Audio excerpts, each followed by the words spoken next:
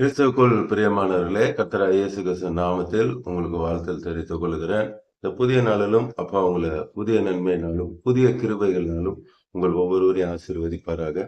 இன்னைக்கு அப்பா உங்களோடு கூட பேச போகிற வார்த்தை மார்க்கு 14ஆம் அதிகாரம் 38ஆம் வசனம். Mark 14th chapter verse 38. நீங்கள் சோதனைக்குட்படாதபடிக்கு விழித்திருந்து ஜெபம் பண்ணுங்கள். இந்த காலை நேரத்துல அப்பா சொல்றாங்க, நீங்க சோதனைக்குட்படாதபடிக்கு விழித்திருந்து ஜெபம் பண்ணுங்கள். ஆவி உற்சாகம் உள்ளதுதான், மாம்சமோ பலவீனம் உள்ளது. இந்த காலை நேரத்துல அப்பா சொல்லுகிற வார்த்தை, நீங்க விழித்திருந்து ஜெபம் பண்ணுங்க. எதை குறித்து என்ன பண்ணக்கூடாது? சோர்ந்து போகாதீங்க. விழித்திருங்கள் என்று சொன்னா தூங்காம விழித்திருக்கிறது ஒரு அர்த்தம். இன்னொன்று, எச்சரிக்கையா இருந்து நாம் ஜெபம் பண்ண வேண்டும் என்று அர்த்தம். சரி, இப்போ இந்த கர்த்தருடைய வார்த்தைக்குள்ள போறதுக்கு முன்பாக அநேகர் கேட்குறீங்க, மத்தேயு, மாற்கு, லூக்கா, யோவான் எல்லாம் ஒரே சுவிசேஷம் தானே? ஏசப்பா பிறந்ததுல இருந்து ஏசப்பா மரிக்கிற வரைக்கும் இருக்கிற சுவிசேஷம் தானே அப்படின்னு சொல்லி கேட்குறீங்க.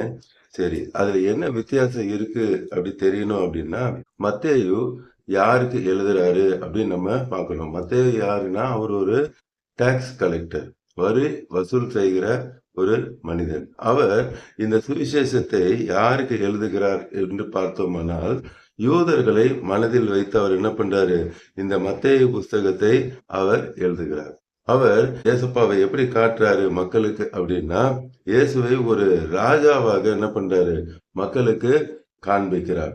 சரி, இரண்டாவது மாற்கு. மாற்கு இயேசுடைய அவரும் ஒரு சீஷர் தான். அவர் இந்த புத்தகத்தை யாருக்கு எழுதுகிறார் அப்படின்னு நம்ம பார்த்தோம்னா, ரோமர்களை மனதில் வைத்து அவர் எழுதுகிறார். அடுத்து இயேசுவை அவர் ஒரு ஊழியனாக காண்பித்து அந்த மாற்கு புத்தகத்தை எழுதுகிறார். நான் சொல்லுகிறதை வைத்து நீங்க பைபிளை படிச்சு பார்த்தீங்கன்னா உங்களுக்கு தெரியும், மத்தேயு எப்படி சொல்லுகிறார், மாற்கு எப்படி சொல்லுகிறார் என்று சொல்லி. அடுத்து மூன்றாவது நம்ம லூக்காவை பார்க்கலாம். அவர் ஒரு டாக்டர். யாராவது என்னத்தையா சொன்னாலும் நம்பிட மாட்டார். அவரு நல்லா படித்து அறிந்த ஒரு டாக்டர். அவர் யாரை மனதில் வைத்து எழுதுகிறார் என்று பார்ப்போமானால், கிரேக்கர்களை மனதில் வைத்து அவர் என்ன பண்றாரு? எழுதுறாரு. சோதரம். ஒவ்வொருத்தரை மனதில் வைத்து எழுதுறாங்க. முதல்ல நம்ம பார்க்கும்பொழுது மத்தேயு யாரை மனதில் வைத்து எழுதினாரு? யூதர்களை மனதில் வைத்து எழுதினாரு. மாற்கு ரோமர்களை மனதில் வைத்து எழுதினாரு. இங்க லூக்கா கிரேக்கர்களை மனதில் வைத்து அவர் எழுதுகிறார். அவர் ஏசப்பாவை எப்படி காண்பிக்கிறார் எல்லாருக்கும் அப்படின்னு பார்த்தோம்னா, மனுஷகுமாரனாக காண்பிக்கிறார். கடைசியாக யோவான் ஏசப்பாவை எப்படி காண்பிக்கிறார்னா, சர்வ வல்லமுள்ள தேவனாகிய கர்த்தராகிய இயேசு கிறிஸ்துவை தேவனாக காண்பிக்கிறார். சர்வ வல்லமுள்ள தேவனாக காண்பிக்கிறார். அதனாலதான் அவர் ஆரம்பம் எழுதும் போதே பாருங்க, யோவான் 1:1 பாத்தீங்கன்னா, ஆதியிலே வார்த்தை இருந்தது, அந்த வார்த்தை தேவனிடத்தில் இருந்தது, அந்த வார்த்தை தேவனா இருந்தது என்று சொல்லி அவர் முழுவதுமாக ஏசப்பாவை ஒரு தேவனாக, சர்வ வல்லமுள்ள தேவனாக அவர் காண்பிப்பார். சரி, இப்போது நம்ம கர்த்தருடைய வார்த்தைக்குள்ள கடந்து வரலாம். திருப்பி அப்பா விழித்திருந்து ஜெபம் பண்ணுங்கன்னு சொல்றாங்க. ஏன் விழித்திருந்து ஜெபம் பண்ணும்? இன்னைக்கு பிசாசு அநேக தந்திரங்கள், அநேக உபாய தந்திரங்கள் பண்ணி எப்படியாவது நம்மளை அழிக்க வேண்டும் என்று சொல்லி எழும்பி வருவான். நாம எச்சரிக்கையாக ஜாக்கிரதையாக இருக்கணும். அப்பா யாரையும் சோதனைக்குள்ளெல்லாம் கொண்டு போகவே மாட்டாங்க. ஏசப்பா எப்பயுமே சோதனை செய்யவே மாட்டாங்க. பிசாசு தான் என்ன பண்ணுவான்? ஏதாவது ஒரு காரியத்தை செய்து நம்ம சோதனைக்குள்ள கொண்டு போவான். யோபுவை சோதனை செய்தது யாரு? பிசாசு தான். அப்பா சேலஞ்சு பண்ணாங்க, நீ என்ன சோதனை பண்ணாலும் என் மக என்னை விட்டு பிரிந்து போக மாட்டாங்க, எவ்வளோ பிரச்சனை வந்தாலும் என் மேலதான் வைராக்கியமா இருப்பாங்கன்னு சொல்லி அப்பா சேலஞ்சு பண்ணி அனுப்புனாங்க. இன்றைக்கு உங்களுக்கும் அப்பா அதே சேலஞ்ச் தான் பண்றாங்க. பிசாசு அநேக சோதனைகள் உங்களுக்கு கொண்டு வந்து தரலாம். பண பிரச்சனையா இருக்கலாம், குழந்தை இல்லாம இருக்கலாம், ஒரு சொந்த வீடு இல்லாம இருக்கலாம், ஒரு நல்ல வேலை இல்லாம இருக்கலாம், உங்க வேலையில பிரச்சனையா இருக்கலாம், உங்க ஸ்கூல்ல, காலேஜ்ல, இப்படி எல்லா இடத்துலயும் உங்களுக்கு ஏதாவது ஒரு பிரச்சனை. நீங்க இருக்கிற இடத்துல உங்களை சுத்தி இருக்கிறவங்க பிரச்சனையா இருக்கலாம். பிள்ளைகளுக்கு பலவீனம், வியாதிகள், நோய்கள் என்று சொல்லி நீங்க கவலையோடு கூட பார்த்து கொண்டிருக்கலாம். இப்படி அநேக காரியங்கள் இருக்கலாம். இவ்வளோ பிரச்சனை இருந்தாலும் அப்பா சேலஞ்ச் பண்ணி சொல்றாங்க, என் மகன், என் மகள் என்னை விட்டு பிரிந்து போகாது. என் மேல வைராகியமாக, வாஞ்சியாக இருப்பாங்கன்னு சொல்லி சொல்றாங்க. அதே மாட்குல முன்னாடி வசனம் பாருங்க. அப்பா சொல்றாங்க, சீமோனே நித்திரை பண்ணுகிறாயா? 1 மணி நேரம் நீ விழித்திருக்க கூடாதா? என்று சொல்லி அப்பா கேட்கிறாங்க. இந்த காலை நேரத்துல அப்பா கேட்கிறாங்க, ஒரு மணி நேரம் எனக்காக நீங்க ஸ்பெண்ட் பண்ண மாட்டீங்களா? ஒரு நாளைக்கு 24 மணி நேரம் இருக்கு. தசம பாகம் குடுக்கணும் அப்படின்னா 2 ஹவர் 40 நிமிஷம் குடுக்கணும். அப்பா நம்ம இடத்துல கேட்கிறது 1 மணி நேரமாவது விழித்திருந்து ஜெபிக்க கூடாதா? பிசாசானவன் எப்படி நமக்கு கண்ணியை கொண்டு வருவான் நமக்கு தெரியாது. எப்படி பிரச்சனையை கொண்டு வருவான், போராட்டத்தை கொண்டு வருவான்னு தெரியாது. நாம் விழித்திருந்து ஜெபிக்கும் பொழுது 1 மணி நேரம் முதல்ல உங்களுக்கு கஷ்டமா தான் இருக்கும். முதல்ல என்ன பண்ணுங்க, ஒரு பாட்டு பாடுங்க. ஒரு 2, 3 பாட்டு பாடுங்க. அதே ஒரு 1/4 மணி நேரம் போயிடும். அப்புறமா பைபிள் படிங்க. அது ஒரு 1/2 ஹவர் படிங்க. அப்புறமா ஒரு 1/4 மணி நேரம் ஜெபம் பண்ணுங்க. இந்த 3 காரியத்தையே மாற்றி மாற்றி கூட செய்யுங்க. உங்களுக்கு எப்படி செய்யணுமோ செய்யுங்க. ஒரு 1 மணி நேரம் அப்பா சொல்லுவது போல ஒரு 1 மணி நேரமாவது நீங்க ஒரு நாளைக்கு கண்டிப்பா ஜெபம் பண்ணணும். அந்த 1 மணி நேரம் கூட ஜெபம் பண்ணலன்னா, அப்புறம் எப்படி பிரச்சனை போகணும், எனக்கு போராட்டம் போகணும், எப்படி சொல்லி நம்ம கேட்க முடியும்? அப்பா கிட்ட ஒன்றுமே கேட்க முடியாது. இன்னைக்கு எனக்கு பிரச்சனை இருக்கு, போராட்டம் இருக்கு, வியாதி இருக்கு, வறுமை இருக்கு, என் குடும்பத்துல சமாதானம் இல்ல, சந்தோஷம் இல்ல, எல்லாம் இல்ல, இல்ல, இல்லன்னு சொல்றோமே, 1 மணி நேரமாவது டெய்லி நம்ம ஆண்டவருக்கு ஒதுக்குறோமா? ஏசப்பாவை நம்ம தேடுறோமா? அது ரொம்ப முக்கியம் இல்ல. ஏசப்பாவே தேடல, அப்புறம் ஆசீர்வாதம் மட்டும் வேணும்னா எப்படி வரும்? வராது. அதனாலதான் அப்பா சொல்றாரு, நீங்க ஆசீர்வாதத்தை பெற்றுக்கொள்ளாதபடி இருக்கிற தடை அதுதான். 1 மணி நேரமாவது மினிமம் என்ன தேடுங்கன்னு சொல்றாங்க. அப்பதான் உங்களுக்கு சமாதானம், சந்தோஷம். நீங்க செய்கிற ஒவ்வொரு காரியத்திலையும் நீங்க அற்புதத்தை பார்க்க முடியும். இப்பொழுது நாம் கண்களை மூடி கல்வாரி சிலுவை நோக்கி பார்க்கலாமா? அன்பின் பரலோக தகப்பனே, இந்த காலை நேரத்துல உங்களுடைய பிள்ளைகளோடு கூட பேசுனீங்கப்பா. நீங்க ஆராய்ந்து முடியாத பெரிய காரியங்களை செய்கிற தேவன். இந்த காலை நேரத்துல சொன்னீங்க, விழித்திருந்து ஜெபம் பண்ணுங்க என்று சொல்லி. ஆம் தகப்பனே, நீங்க அற்புதம் செய்ய, அதிசயம் செய்ய, ஆராய்ந்து முடியாத பெரிய காரியங்களை செய்ய நீர் ஆயத்தமா இருக்கிறீரப்பா.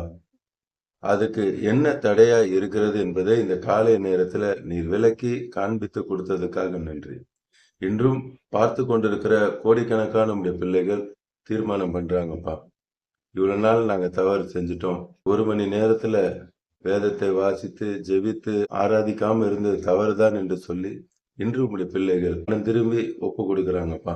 ஒப்பு கொடுக்கிற ஒவ்வொரு பிள்ளைகளையும் இந்த நேரத்துல நீர் ஆசீர்வதிக்கிறேன். அவர்கள் இழந்த நன்மைகள் திரும்பி வரப்போகிறதுக்காக நன்றி. இன்னைக்கு அநேகர் கண்ணீரோடு கூட பார்த்து கொண்டு இருக்கிறாங்க. கடன் பிரச்சனை அதிகமா இருக்கிறது, நான் எப்படி வெளியே வருவேன்னு தெரியலையே, அடுத்த வேலை உணவுக்கு என்ன செய்வேன் என்று தெரியலையே, அடுத்து ஒரு சின்ன அமௌண்ட் தான் ரெடி பண்ணோம், அதை கூட என்னால முடியலையே என்று சொல்லி அழுது வேதனையோடு கூட பார்த்து கொண்டு இருக்காங்க. ஏசப்பா, நீங்க உங்களுடைய வார்த்தையில சொல்றீங்க, நீ அநேக ஜாதிகள் கடன் கொடுப்பாய், நீயும் கடன் வாங்காதிருப்பாய் என்ற வார்த்தையின்படி உடைய பிள்ளைகளை அநேக ஜனங்களுக்கு கடன் கொடுக்கிற பிள்ளைகளாய் நீர் மாற்றப் போகிறேன். அப்பா, உன்னை வாளாக்காமல் தலையாக்குவார், நீ கீழாகாமல் மேலாவா என்ற வார்த்தையின்படி நீங்க ஆசீர்வதிக்க போறீங்கப்பா. ஒரு நல்ல வேலை இல்லையே, கணவருக்கு ஒரு நல்ல வேலை இல்லையே, பிள்ளைகளுக்கு ஒரு நல்ல வேலை இல்லையே, அவர்கள் சம்பாதித்தாலும் எதையாவது செய்து நான் அடைப்பேனே என்று சொல்லி கலங்கி பார்த்து கொண்டு இருக்காங்க. நான் வீடு ஷிஃப்ட் பண்ணணும், எனக்கு ஒரு புதிய வீடு கிடைக்கணும், எனக்கு ஒரு நல்ல வீடு கிடைக்கணும் என்று சொல்லி அநேகர் பார்த்து கொண்டு இருக்காங்கப்பா. நீங்க உங்க வார்த்தையில சொல்லியிருக்கீங்க, நிச்சயமாய் அப்பா உங்களுக்கு ஒரு சொந்த வீட்டை உண்டு பண்ணுவார் என்ற வார்த்தையின்படி. ஆம் தகப்பனே, அவர்கள் வாடகை வீட்டை எதிர்பார்க்கலாம், ஆனா நீங்க அவர்களுக்கு சொந்த வீட்டை கொடுத்து ஆசீர்வதிக்க போகிறேன். நீ நிரப்பாத சகல நல்ல வஸ்துக்களாலும் நிரம்பிய வீடுகளை உனக்கு தருவேன் என்ற அந்த வாக்குத்தத்தத்தின்படி ஆசீர்வதிக்கிறேன். சிலர் நோய்வாய்ப்பட்டு கிரிட்டிக்கல் பொசிஷன்ல இருக்கிறாங்கன்னு சொல்லி அவர்களுக்காக வேதனையோடு இப்படி பிள்ளைகள் இப்பொழுது ஜெபித்து கொண்டு இருக்காங்கப்பா. இப்பொழுதும் டாக்டர்கள் கைவிடப்பட்ட அவர்களை உம்முடைய சுகமளிக்கும் வல்லமை உம்முடைய வார்த்தையில சொல்லியிருக்கிறீர். உம்முடைய ஆவினாலே சாவுக்கு ஏதுவான சரீரமாய் இருந்தாலும் நான் உயிர்ப்பிப்பேன் என்று சொல்லியிருக்கிறேன். அந்த உயிர்த்தெழுதின் வல்லமை இப்பொழுதே அவர்களுக்குள்ள இறங்குகிறதற்காய், உம்முடைய ஜீவன் அவர்களுக்குள்ள இறங்குகிறதற்காய், தெய்வீக சுகத்தை நீர் கட்டளையிடுகிறதுக்காய் நன்றி அப்பா. இந்த தழும்புலால் சுகத்தை நீர் தருகிறதற்காக. அதே போல திருமணமாகவில்லையே என்று சொல்லி வேதனையோடு கூட பார்த்து கொண்டிருக்கிற உடைய பிள்ளைகளுக்கு நீரப்பா ஏற்ற துணையை உண்டாக்கி தருகிறீரப்பா. பெற்றோர்கள் கலங்கி கொண்டிருக்கிறாங்க. ஏஜ் அதிகமாகதே என் பிள்ளைகளுக்கு, அவர்களுக்கு சீக்கிரம் திருமணம் நடக்க வேண்டுமே என்று சொல்லி ஆமராஜா ஏக்கத்தோடு கூட பார்த்து கொண்டிருக்காங்க. நிச்சயமாய் நீர் அற்புதத்தை செய்கிறீரப்பா. குழந்தை இல்லையே என்று சொல்லி வேதனையோடு கூட பார்க்கிறவர்களுக்கும் குழந்தை பாக்கியத்தை கொடுத்து நீர் ஆசீர்வதிக்கிறீர். இருக்கிறவர்களுக்கும் நீர் சுகப்பிரசவத்தை கட்டளையிடுகிறீரப்பா. உங்களுடைய உயிர்த்தெழுதின் வல்லமை ஒவ்வொருவருக்குள்ளும் இறங்குகிறதற்காக. பிசினஸ் டல்லாக இருக்கிறது, பிசினஸ்ல ஒரு செழிப்பு ஆசீர்வாதம் இல்லையே என்று சொல்லி வேதனையோடு கூட பார்த்து கொண்டிருக்கிற பிள்ளைகளுக்கும் இந்த நேரத்தில் நீர் அற்புதத்தை செய்கிறீர். ஸ்கூல் காலேஜ்ல கவர்மெண்டோட ஒரு ஆர்டர் வரணும்னு சொல்லி காத்து கொண்டிருக்கிற பிள்ளைகள் பார்த்து கொண்டிருக்கிறீங்க. உங்களுக்கும் ஏசப்பாவோட அற்புதம் இப்பொழுதே நடக்கிறது. அப்பாவோட வல்லமை இறங்குகிறது. அந்த ஆர்டர் இன்றே உங்க கைக்கு வருகிறதுக்காக நன்றி ஏசப்பா. இப்பொழுதே இந்த அற்புதத்தை செய்கிறீங்க. பார்த்து கொண்டிருக்கிற கோடிக்கணக்கான உங்களுடைய பிள்ளைகள் ஒவ்வொருவருக்கும் இன்றைய தினத்தில் நீர் அற்புதத்தை செய்கிறதுக்காக, அவர் குடும்பத்தை ரட்சித்து ஆசீர்வதிக்கிறதுக்காக நன்றி அப்பா. இயேசு நாமத்தில் ஜெபிக்கிற நல்ல பிதா. ஆமேன், ஆமேன். தொடர்ந்து பாருங்க, அப்பாவோட வார்த்தையை கேளுங்க, அநேகருக்கு ஷேர் பண்ணுங்க. எல்லோரும் ரட்சிக்கப்படட்டும், ஆசீர்வதிக்கப்படட்டும். God bless you. Praise the Lord.